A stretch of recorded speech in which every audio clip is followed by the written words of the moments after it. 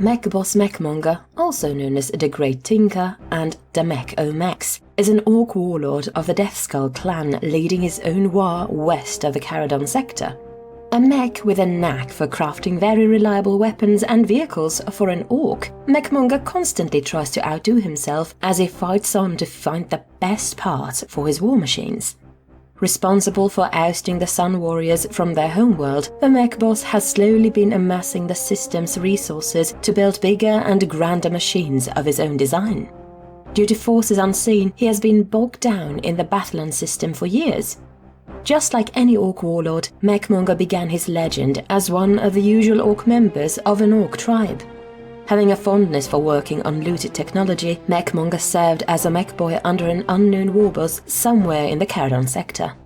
As capable as any other mech boy, which is to say that their incomprehensible grasp of technology made them valuable to their tribe, Mekmonga toiled in his workshop with his peers. What apparently became evident, however, was his knack for creating contraptions that rarely backfired. He gained a reputation for making reliable machinery, and many members of his tribe often went to him for repairs, custom jobs, or even elaborate inventions. These orders came with hordes of orc teeth, which Mekmonga then used to buy more scrap and parts for his scientific endeavors.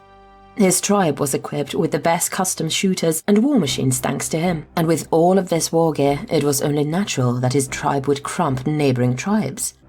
By the time he grew to become a big mech, the tribe he was a part of had grown larger, absorbing neighboring tribes into the fold. That didn't mean anything to Mekmonga, however. Leading his own group of Deathskull mech boys, he scoured the battlefields for discarded shooters, choppers, and vehicles as is their nature.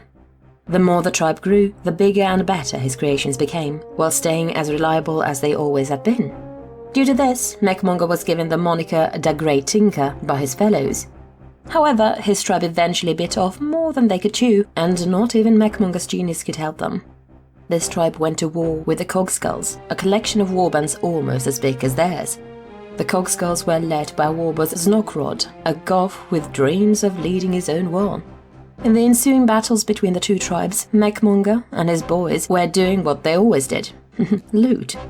Little did he know that the warboss he served would meet his end at the blades of Znogrod's power claw. Thus, his tribe was absorbed into the Cogskulls. The change of allegiance didn't bother Mekmonga much. His leader was different, but the desire stayed the same, more Daka.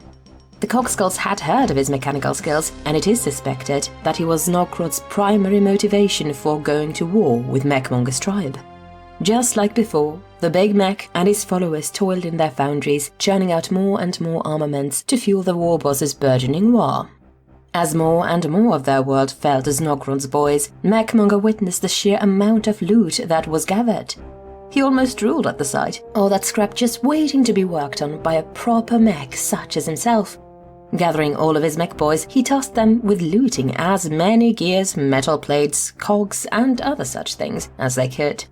As they gathered everything they could find, Mekmonga began constructing his greatest creation, the biggest battle wagon in existence, filled to the brim with every kind of guns Mekmonga could conjure up. Such an endeavor wasn't gonna stay unnoticed, of course. When Mekmonga's magnum opus was halfway done, Znogrod arrived at his foundry after recently beating another tribe into submission.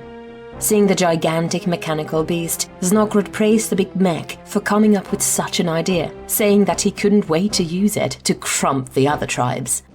Mekmonga didn't mind that he himself wasn't going to use it, he just wanted to make it. He did have a prize, however, just like he always had. For such a machine, the prize was more than Mekmonga ever asked for, but he knew for sure that it was worth it.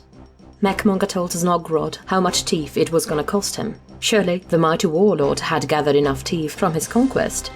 Znogrod, however, declined to pay, saying that it was his and anything Mekmonga will make from now on is his. Mekmonga, being the orc that he is, challenged Znogrod despite the size difference. Naturally, the warlord beat the snot out of the mech, though Znogrod spared him as he still wanted his battle wagon. Znogrod ordered Mekmonga's mech boys to bring him to a pain boy for medical attention, or at least what passes for such amongst the orcs. Mekmonga's face was a mess of broken bone and muscle, and many of his ribs and internal organs were smashed. Seeing the length of these injuries, the Painboy excitedly began operating on the mech's body, replacing many of the parts that he deemed irrecoverable with bionics and cyborg technology. As is the Painboy way, Mekmonga was kept conscious throughout all of this. Through the pain, Mekmonga began formulating a plan to get back at Snogrod, while also giving himself the chance to outdo his current project. When the surgery was done, Mekmonga immediately went back to work on the battle wagon, pushing his mech boys and himself to finish it quickly. A killer cannon here, a shock attack gun there, big shooters everywhere, and eventually it was fully constructed. Naming it the Counterattack, Mekmonga drove it before Snogrod and offered it to him. Bigger than a squiggoth, the massive vehicle was a sight to behold, and the warlord excitedly climbed to the top and pushed on to conquer their entire planet. With Counterattack at the forefront, Snogrod slowly but surely gathered more and more orcs to his war. Some still resisted, particularly the bigger tribes, but they eventually saw reason in the form of the gargantuan battle wagon. Throughout these conquests, Mekmonga augmented himself even further, charging into battle to fight orcs that wielded flashy pieces of weaponry or bionics. With every battle, the big mech grew bigger and stronger, equipping himself with mega armor and creating a rudimentary attachment with mechanical limbs wielding an assortment of weapons. When Mekmonga was satisfied that he was sufficiently equipped, he moved on to the next step of his plan. At the end of their latest battle, he activated a switch on his mega armor that shut off the control center of the Counterattack. Snogrod was enraged that the great machine suddenly stopped working. Climbing out of the vehicle, the warlord was about to yell for Mekmonga to fix it, but was instead greeted by the sight of Mekmonga's upgraded cyborg body. The big mech issued a challenge to Snogrod, stating that the Counterattack won't move until they rip Mekmonga's mega armor off of his dead body. With a laugh, Snogrod descended from the Counterattack's canopy and immediately charged at Mekmonga. The two giant figures clashed, furiously swinging and shooting at one another. Throughout the fight, their fellow orcs applauded and jeered, feeling the exhilaration of this mighty duel. Snogrod was still bigger than Mekmonga, for the warlord also grew at the same time as the Great Tinker. Blow after blow after blow, Mekmonga was pummeled by his opponent's greater strength, but this was what he prepared for. While the big orc focused on his main body, Mekmonga's mechanical limbs began shooting and cutting up Snogrod. Slowly but surely, the warlord began to weaken, while the mech remained resolute. Seizing his chance, Mekmonga pushed forward and hit harder than before, tearing apart Snogrod's defenses until an opening allowed him to pierce through the warlord's head with one of his mechanical limbs. As the dead warlord fell to the ground, Mekmonga released a mighty roar. He was joined by all surrounding orcs, and the victorious big mech entered the Counterattack and activated it, leading his newly gained forces to the rest of the tribes. Calling himself the mech, the newly crowned mech boss fought his way to the top of the ladder of their world. After his victory against Snogrod, many other tribes decided to join him instead of fighting, knowing that the huge amounts of Daka from Mekmonga's machines and weapons will bring them the greatest of fights. The whole world quickly fell under his control, with every orc joining his war.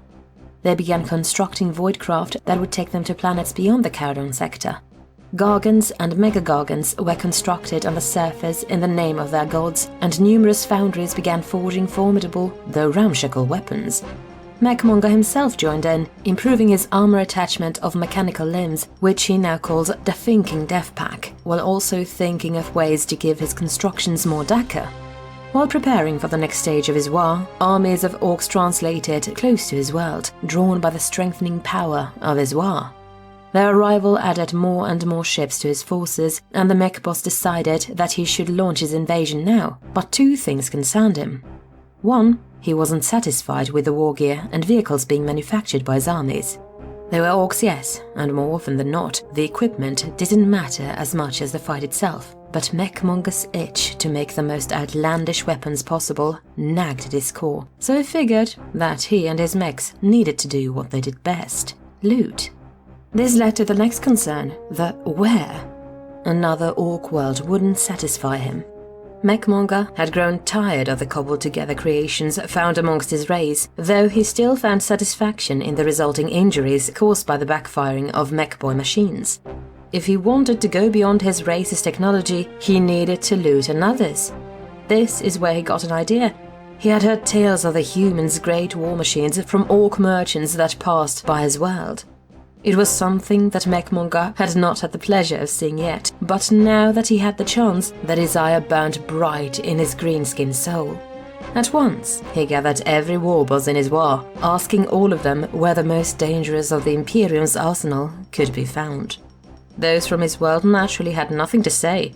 Those who came from far away, on the other hand, shouted the names of several Imperial worlds, all of them sounding alien to Mekmonga. But then, a warboss bearing the colors of the Blood Axes raised his voice over the rabble. Calling himself Madraka, he spoke of a world with air filled with smoke, emitted by towers as high as the sky. Great manufactories toiled day and night, producing thousands of arms and vehicles. Lastly, monstrous engines stood guard over these foundries, bearing numerous turrets on their backs while carrying massive cannons on their arms. His words enthralled every assembled orc, the prospect of fighting against such mechanical beasts exciting their very being. Every warboss was eager, sure that it was the world they were going to fight in. That is, all except Mekmonga, who questioned the Blood Axe on how he knew so much of the world and still survived the wrath of the machines he spoke of. The warboss was silent at first, but then admitted that he and his tribe had dealt with human smugglers from the world itself. Many of the orcs scoffed at Madraka, mocking him for his dealings with the humans. Mekmonga, however, was only concerned with the world and the dakkar they could get from it. Silencing the other warbosses, Mekmonga asked for the name of the planet. In return, Madraka would be given possession of counterattack, in addition to the spoils they would earn from the looting. The Blood Axe, having seen the massive creation of Mekmonga's, promptly replied with the world's name, Hephaestia III.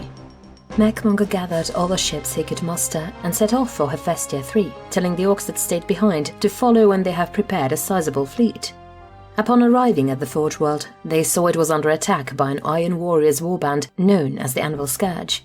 This was more than the mech boss expected, and he and his fellow orcs relished the thought of doing battle with two opposite armies. Joining the fight between Imperial and traitor ships, the Greenskins fought indiscriminately and with disregard for their own casualties. Mekmonga, however, did order his forces to not destroy the ships they attacked, wanting to use them for his war. And so, the orcs launched boarding torpedoes and voidcraft at enemy ships, with the aim of disabling their engines. Mekmonga himself joined the fray, targeting the Anvil Scourge's warship himself.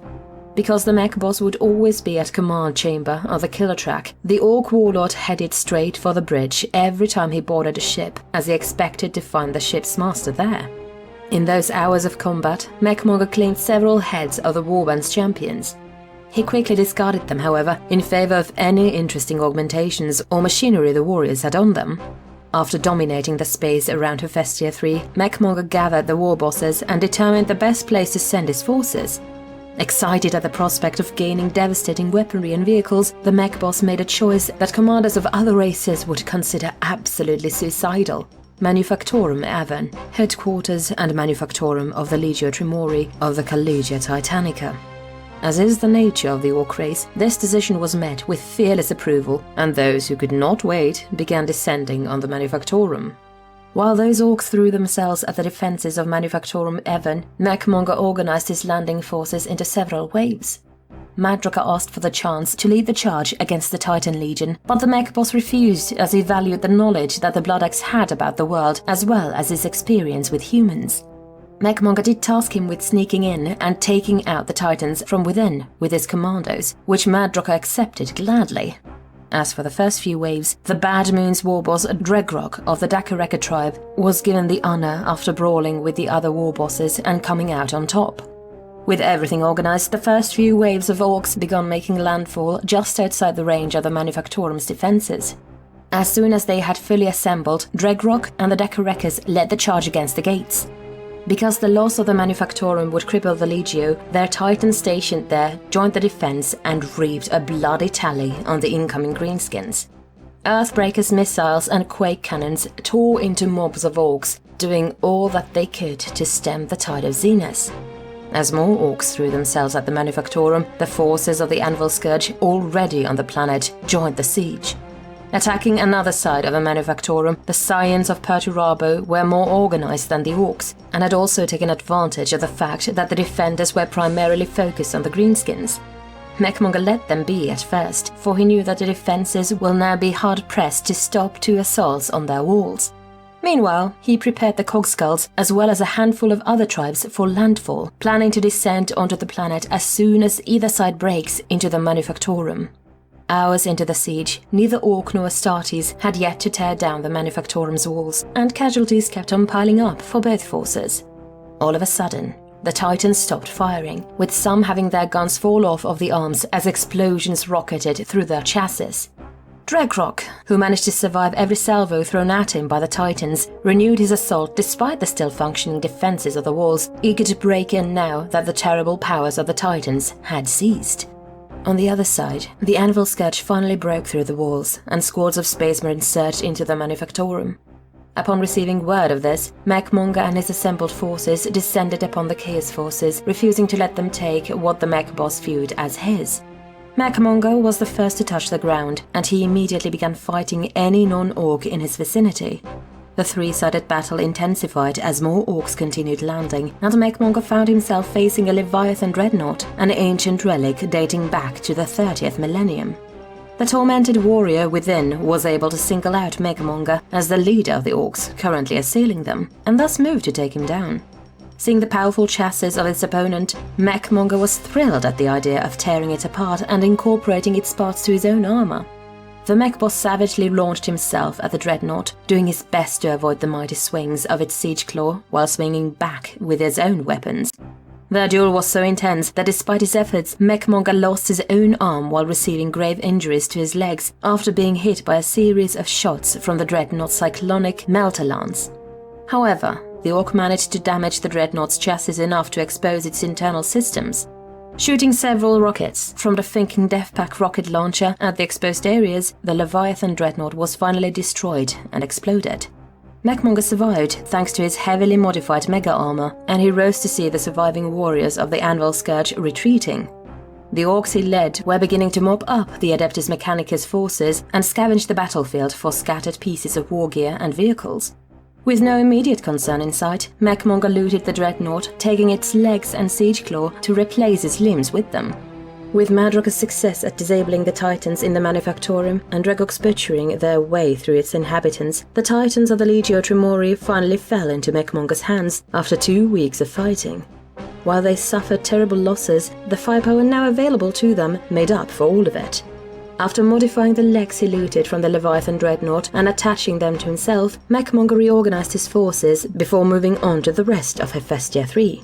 Dividing his army between Madroka and Dregrock, he sent them east and west, while he kept the Cogskulls with him. As for the newly acquired Titans, the mech boss oversaw their quote-unquote enhancing of these great war engines in an attempt to outdo his creation of the killer track. 3 weeks after taking Manufactorum Evan, the Orc ships in orbit detected a fleet headed towards them. Following Mekmonga's orders, they informed him immediately, and the mech boss gathered the Cogskulls and returned to their ship. As soon as he arrived, he ordered his fleet to halt to avoid being caught out of position. Intercepting a transmission from the incoming fleet, the Orcs learned the identity of their new opponents, the Space Marines of the Sun Warriors chapter. The Orcs around him could not contain their eagerness, and many urged Mekmonga to attack. The mech boss himself also relished the thought of doing battle with more Space Marines, thinking that maybe these new ones would provide more of a fight. Assessing his own forces, which included the looted Anvil Scourge and Mechanicus ships, and comparing them to the enemy fleet, Mekmonga decided that it would be best to deal with them in the void, instead of letting them make planetfall and stop his war dead in its tracks. The mech boss ordered his fleet to attack, and the ships quickly complied as if their leashes were suddenly let go of. Numbers-wise, the Orcs were stronger than the Astartes. Unfortunately, Mekmonga would soon learn that numbers were only a part of the equation when it came to fighting Space Marines.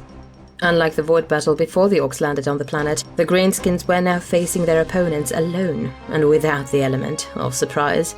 As soon as their ships made contact, many of the Orcs' ramshackle ships broke under focused Imperial firepower. In short order, the Orcs lost their numbers advantage, even when they managed to destroy a handful of Imperial escort ships. Mekmonga didn't relent despite his losses and attempted to assemble a mob to board the Sun Warriors fleet's flagship. Before they could even make it to the hangar, the orcs were boarded themselves. Having boarded enemy ships himself, as well as ordering his orcs to do the same to disable ships, Mekmonga knew what the Space Marines could be planning. He returned to the bridge as fast as he could while ordering his orcs to head straight for the engines. Once inside the bridge, the mech boss broadcasted an order to surviving orc ships: return to Hephaestia III. Mekmonga set his own ship to head straight for Hephaestia III before destroying every console and control interface in the bridge. He then gathered every orc and ordered them to head for the engines and back up those already there. Losing dozens of orcs along the way as they came across a squad of Sun Warriors, Mekmonga finally arrived at the engine room just in time to reinforce the beleaguered orcs struggling to hold back the squads of Space Marines already there. The mighty mech boss teleported himself into the middle of the Space Marine formation and began swinging away at any human in reach with every limb of his body and a thinking death pack. Working his way through his foes to reach the defending orcs, Mekmonga slaughtered a third of the Space Marines by himself. More Sun Warriors arrived at the engine room, presumably coming from the bridge. Mekmonga faced them head-on, charging straight at them alone before they could get to a favorable position. He took as much damage as he dealt, but thanks to the improvements he made to his mega armor, the orc was able to tank every hit. His new siege claw proved useful as it decapitated and crushed many Space Marines, while his new legs crushed those who came into contact with them. Still, losses mounted on each side as the Space Marines fought as savagely as the orcs. As if to mirror the ferocity of the ongoing battle, the engine room began to vibrate intensely. Unbeknownst to the combatants, the ship made it intact to Hephaestia III and began to enter its atmosphere. Undergoing re-entry, several parts of the ship started to burn up and disintegrate while the ship itself was heating up immensely. Inside, however, the battle raged on as humans and orcs fought to the death, ignorant of what was going on outside. In a massive crash, the ship crumpled to the ground somewhere in the wastelands of the Forge world. Somehow, maybe through the machinations of Gork and Mork, every living being on the ship, except for Mekmonga, died. Clawing his way out of the debris, the mech boss attempted to determine where he was and where he could go, only to find out that he couldn't. The realization that he was lost in the middle of nowhere slowly crept in, but Mekmonga ignored the frustration and returned to the wreck to cobble together something useful, his mechanical genius not failing him yet. In a couple of hours, a Thunderhawk carrying a squad of Sun Warriors arrived at the crash site. The Space Marines searched through the wreckage, trying to find the source of a signal from their battle brothers. Arriving at the source, instead of finding any Sun Warriors, they found a mess of cables and broken consoles, all connected to an empty suit of power armor.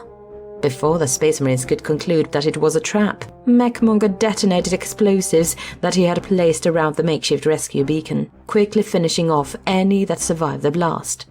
Rushing to catch the Thunderhawk as it began to take off, Mekmonga lifted a sizable piece of wreckage and threw it at the gunship. The Thunderhawk spiraled to the ground immediately, though the damage was minimal as it hadn't attained any significant height. Mekmonga entered the aircraft and quickly figured out which lever and button did what.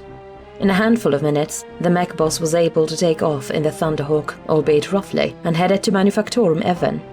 As soon as he arrived to the Manufactorium, it was heavily under siege by the Sun Warriors. 2 companies worth of Space Marines assaulted the Manufactorium, all of them having bypassed the defenses of the orcs by using drop pods. While the ground battle was in favor of the Sun Warriors, the Titans that Mekmonga had quote-unquote upgraded still posed an issue. The mech boys working on the Manufactorium had also rolled out orc walk vehicles, ranging from killer cans to death dreads, giving the orcs some much-needed assistance.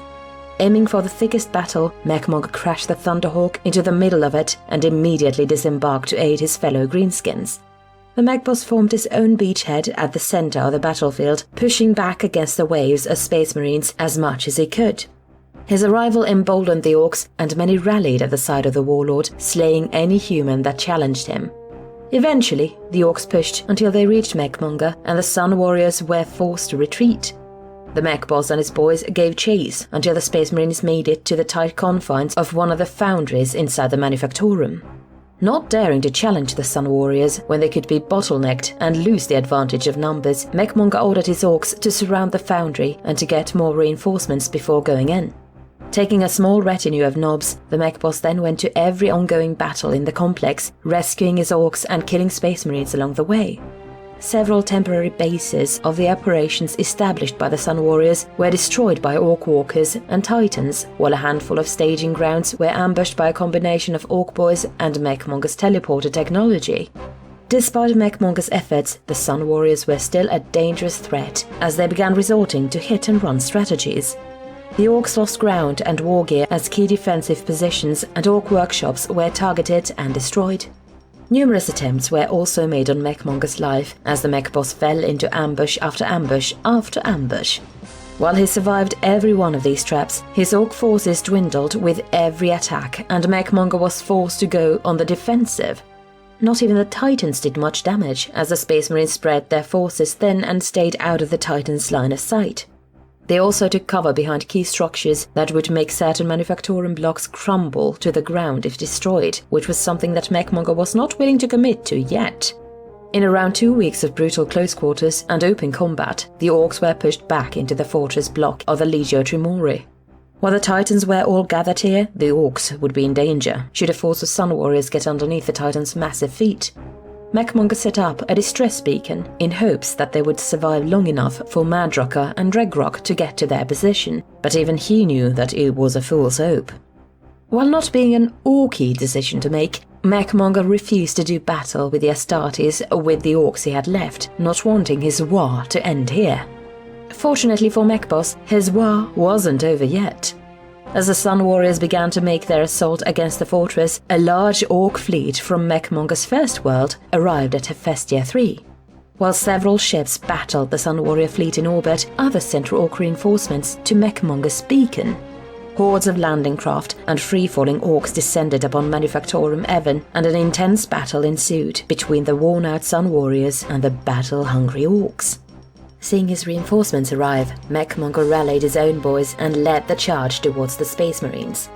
The Sun Warriors, to their credit, remained steadfast and stood their ground against the surrounding greenskins. Taking around 11 Orcs for every Space Marine life taken, the humans tore the relentless Orc tide apart. Their efforts were for naught, however, as more Orcs descended from orbit to join in the fun. Spotting what he observed to be the Space Marine warlords, Mekmonga and his nobs grouped together and teleported close to where they were fighting. Catching them by surprise, Mekmonga picked one captain up and tore into his torso with a chainsword attachment on his Finkin death pack. His nobs dealt with the second one, but this warlord was more ferocious in melee. The Space Marine's massive flaming sword shredded the nobs' armor and seared their flesh, and the strikes that did hit the captain were turned aside by his armor. Mekmonga pushed his nobs aside as he trudged towards the defiant Sun Warrior. Seeing the challenge, the captain faced the mech boss and stood ready before the incoming Orc. In a clash of claw and blade, the two warlords dueled in the middle of the battlefield. The circle of Sun Warriors grew smaller and smaller, but the combatants at its center did not care one bit. Mekmonga tanked plenty of slashes from the Space Marine, but was unable to do any meaningful strikes at his opponent. In a gambit, the Orc opened himself up to a horizontal slice aimed at his torso. When the blade embedded itself into his mega armor, Mekmonga held onto the burning blade and let loose his fury on the captain. Holding onto the captain's shoulder with his other arm, Mekmonga shot at the Sun Warrior's head with the Finking Death Pack's bolter appendage until it was nothing but pulverized meat and bone. Throwing the captain's body at a nearby Sun Warrior, the mech boss roared in triumph as the last of the Space Marines died. Even as the battle died down, more Orcs rained down from the skies of Hephaestia III, and word of more Orc warships translating into the system reached Mekmonga's ears. The Orcs around him reveled in their victory, and some began scrambling over one another to get the best scraps of loot from their fallen enemies. In about 2 months of continuous fighting, Mekmonga had led his war in going up against giant god engines, cybernetic troops, superhumans of the warp, and finally, humanity's greatest champions. As the Sun Warriors' remains were stripped clean of anything valuable, Mekmonga pondered on the fact that it was these warriors that gave him the fight of his life. Looking up at the sky, the mech boss came to one conclusion: his next fight had to be against more of them. Mekmonga and his orcs cleaned up the rest of the resistance in Hephaestia III in the following months, while also strengthening his war in preparation for his assault on the Sun Warriors' homeworld. Determining its location using the cogitators on board the Sun Warriors' ships, now looted and fitted with Orc enhancements, Mekmonga could barely keep himself from ordering an all-out attack on the world. Keeping his head, he instead took his time in building up his war machines on the Forge world, while he let Madrocker, Dregrock, and other war bosses loose on the machines of the Forge world on the Hephaestia system. Around a year after beginning his war, Mekmonga's forces reached his desired level of strength. From endless numbers of Orc boys to several kill cruisers, it was an army that Mekmonga dreamed of building when he first set out from his world. Several Orcs from the Caradon sector had also joined his war, bringing with them their own armaments and vehicles. Hephaestia III, formerly covered with vast manufactoriums and arid wastelands, was now smothered by greenskins of all shapes and sizes, just waiting to be unleashed. What remained of the Legio Tremori Titans were now used to build Mekmonga's Gargants, the most powerful ones torn down to build his Mega Gargants. Calling all of his war bosses, Mekmonga laid out his strategy for them. Based on the data gathered from the looted cogitators, Mekmonga would divide the war into multiple waves. The first wave will be the strongest, enough to match the defending forces available at the system. This will force the system's defenders to gather all their forces into one spot, which the second wave will exploit. Thus, the second wave will follow a few days after the first wave's departure. The rest of the waves will follow in the same interval to allow more Orcs to join in the invasion should they arrive at Hephaestia III. Deciding to lead the first wave himself, Mekmonga gathered all his toughest Orcs and the strongest ship they had, and departed the system. In the span of a couple of weeks, the first wave of Orc fleet emerged from the warp at the Bathyllus system. Mekmonga headed for Apalaki at full speed in an attempt to reach the planet before the Imperials mustered a sizable fleet. Unfortunately, his arrival was detected, and the system's fleet was able to assemble close to Apalaki. The two forces engaged in a pitched void battle, casualties slowly mounting on both sides.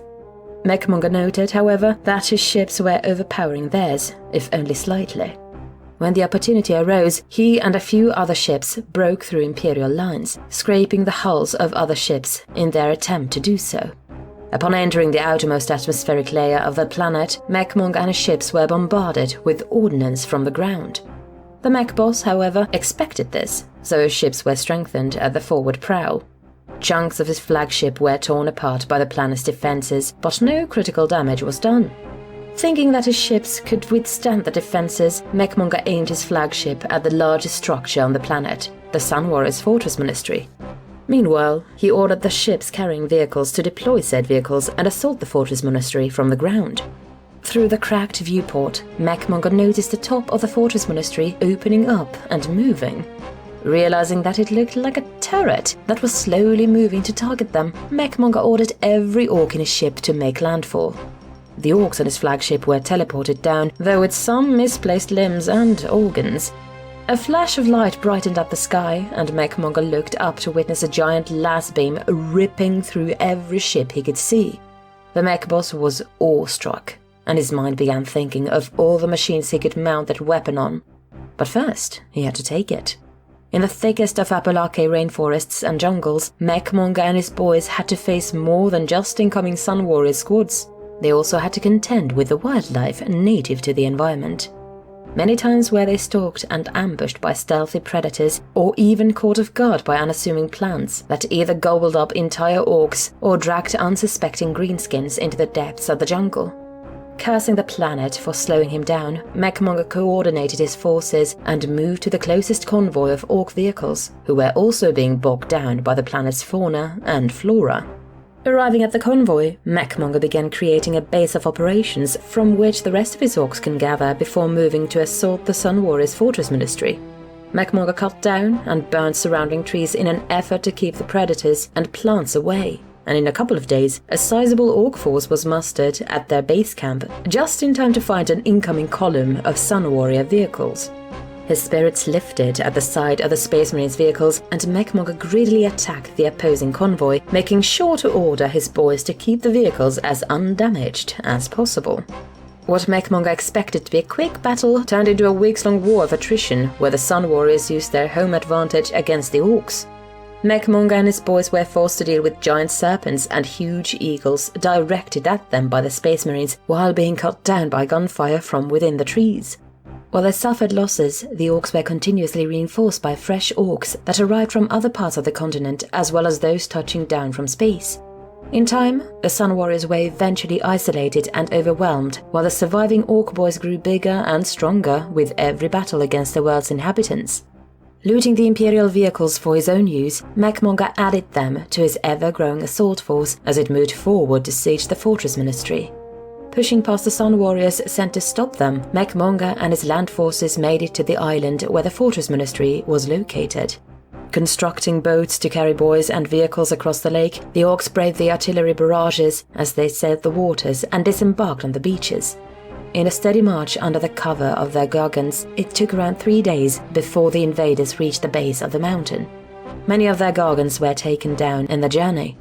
As soon as the orcs broke through the tree line, they were safe from the artillery of guns of the fortress, but were soon shot at by the Sun Warriors and their serfs from their defensive position along the mountain's ridges. While many orcs scaled the mountain, the main bulk of the army followed the road that led to the fortress gates. Mekmonga himself led the formation, teleporting himself and his retinue of nobs to key positions and bunkers before laying waste to those within. Despite his leadership at the front, casualties were still heavy, and many of his gargants were beginning to fall. The looted Space Marine vehicles were a big help, however, as Sun Warriors fell and retreated from their own tanks, burned out their bunkers, and cut down as they tried to move back. After the long trek up the mountain, an unstoppable force was met with an immovable object as the orcs threw all that they had at the Fortress Ministry's gates: rockets, bullets, drills, and even themselves. Bolter fire, flames, and melter beams rained down from turrets and gun positions on the walls, cutting down and burning orcs unfortunate enough to be caught within their range. Mekmonga pushed his boys on, taking out as many turrets as he could. Eventually, their last Mecha-Gargant was forced to break through the gates itself as it neared its destruction, and the immovable object that was the Sun Warrior's gate broke under the weight. As soon as the gates fell, the Fortress Ministry was flooded with orcs. Hundreds of boys spread out across the vast complex, while surviving Gargants and vehicles pushed through them to take shots at the remaining defenders. The Sun Warriors and their serfs, for their part, faced the endless tide of greenskins, continuously going to and falling back from several defensive positions every time the orcs came close to overwhelming them. In an act of desperation, the Imperials preemptively destroyed their own elevators, funneling the orcs into choke points at the stairs. While the greenskins' momentum was noticeably slowed, their morale and ferocity never wavered. Dozens upon dozens of orcs threw themselves into lines of fire just to reach the humans. Expecting the vehicles to be bogged down at the stairs by countless orc bodies, either dead or alive, Mekmonga held them back and ordered them to shoot at the ceiling above them. Focusing fire on one point, the surviving orc tanks and the Gargants shot at the ceiling with so much firepower that it broke apart, creating a sizable hole. Mekmonga proceeded to order all Stormboys in the vicinity through the hole and assault the Imperials from behind. Slowly, but surely, the battle made its way higher and higher until they were one floor away from the keep's hangars. There, the last of the Space Marine defenders made their final stand against the orcs. Deploying the greatest of their chapter, the ancient dreadnoughts of the Sun Warriors stood before the orc tide, while the chapter's librarian chaplains sang prayers surrounding themselves with a brilliant aura. The final battle for the keep commenced, and through the thick of it, Mekmonga laid eyes upon the defending commander. From his experiences fighting the Sun Warriors, it was always the one with the shiniest war gear that was the greatest amongst their fellows. Preventing himself from needlessly dying in the bloody climb up the keep, Mekmonga was ready to unleash his fury on a warrior that would give him a good fight. Gathering his nobs, Mekmonga teleported himself and his guard to the front line, showing himself to the Space Marine commander. With their own retinue of guards, the two war leaders clashed in a fight that Mekmonga still remembers fondly to this day. Despite his numerous limbs, the Sun Warrior was too fast to hit directly. Mekmonga was forced to tank several slashes and cuts to his mega armor in order to strike at the commander. A swipe from his power claw would be blocked and parried, only to give his death pack a chance to shoot its bolter at the Space Marine's head. Mekmonga would catch his opponent's blade in his siege claw only for the Space Marine to bash his shoulder into the mech boss's guts. The two mighty beings fought on as their guards died around them, unrelenting in their desire to best the other. Such was the skill displayed that it took an explosion from a dying dreadnought to give either combatant an opening. While Mekmonga was stunned by the explosion, the Sun Warrior commander was thrown sideways, violently crashing to the floor. Seizing his chance, Mekmonga rushed to the commander and held him with his two claws. With his death pack's last remaining limb, he decapitated the Space Marine. Releasing a roar of triumph from his maw, Mekmonga threw the headless body at the rest of the Space Marines who had been pushed back to their hangar doors. With the defeat of the Sun Warriors, the world now belonged to the Orcs, and Mekmonga knew with confidence that the rest of the system would fall swiftly. After taking the planet of Apalaki, Mekmonga set his Orcs loose on the rest of the system while he stayed on the world to work on the Fortress Ministry's giant laser defense system. In the following weeks, Mekmonga and his mech boys studied the laser, carefully taking it apart while coming up with all the possible ways they could deploy the giant weapon in battle. Apalaki, because of its dense jungles, aggressive wildlife and primitive population, became the center of Mekmonga's empire. The formerly untouched wilderness of the world's islands are now the home of hundreds of Orc tribes. Thanks to the vicious creatures and plants deep in the jungle, the greenskins that thrive in there grow stronger thanks to their constant battles with nature. Large Orc towers and war banners bridge the tree line as smoke from various workshops and fires rise to the blue sky of the once feral world. The Orcs have also enslaved the surviving population, forcing them to provide supplies and material for Mekmonga's future conquests. As for the other planets of the Bathala system, the worlds of Idianale and Umangan fell to the Orcs in a matter of days, though the majority of the population had been evacuated, leaving only the local planetary defense forces to fend for themselves. As for the high world of Dumakulam, the massive hive cities have proven to be difficult for the Orcs to capture. Even when finally taken by Orc forces, the local population remained defiant to the bitter end, striking at the greenskins from the tight confines of their homes. Even after 8 years, pockets of resistance remain in the underhives, but the threat they pose is now so mild that the Orcs have decided to just leave them be to keep things exciting. However, the war has not moved on from the system, despite successfully taking over every world. While the Noctis Eterna prevented them from safely leaving the system, Mekmonga expected that by the time it was over, he would have an army so powerful that entire subsectors would tremble. Instead, delays in the production and manufacture of his war machines and weapons slowed down their growth. Word of workshops and armories being attacked by an unknown force reached the mech boss's ears, and the Orcs who were sent to deal with the issue never reported back. Ships would be destroyed one by one as they patrolled the system, and key shipyards would be annihilated, further impeding the repair and construction of more warships for the war. While these attacks were damaging his war effort, Mekmonga noted that these incidents did not seem like the beginnings of an invasion. Based on the targets, it looked like the instigator of these attacks was only preventing the Orcs from leaving the system. Refusing to be played by these elusive forces, Mekmonga has taken it upon himself to hunt them down, eager for the opportunity to show his new enemy why they shouldn't mess with the mechs. Like all Orcs, Mekmonga has the inherent desire for violence, war, and being the best. He is more than just an Orc, however. He is a gifted mech, so much so that before taking the mantle of warlord, the war gear and vehicles he improved were highly sought after. His natural mechanical ingenuity made him a very focused Orc when it came to his work, and he always sought to do bigger and better. He is like all Orcs, yes, but when it comes to choosing between enhancing looted tech and constant warfare, he would always choose the former. Many times he had scavenged battlefields, looking for as much material as he could find, just so he could outdo himself. He fought, yes, but at the sight of a giant gun barrel or an oversized engine block, Mekmonga pushed through any opposition to get it. His capabilities granted him a swift rise to the top, culminating in him taking over the war from Znokrod. The machines he was able to make strengthened his armies even further, especially his own tribe. He even augmented his own strength with the thinking death pack, just to be strong enough to take on his former warlord. In his own way, Mekmonga valued the power of machines. Since becoming a warlord, he knew that his rise to power required a matching rise in strength.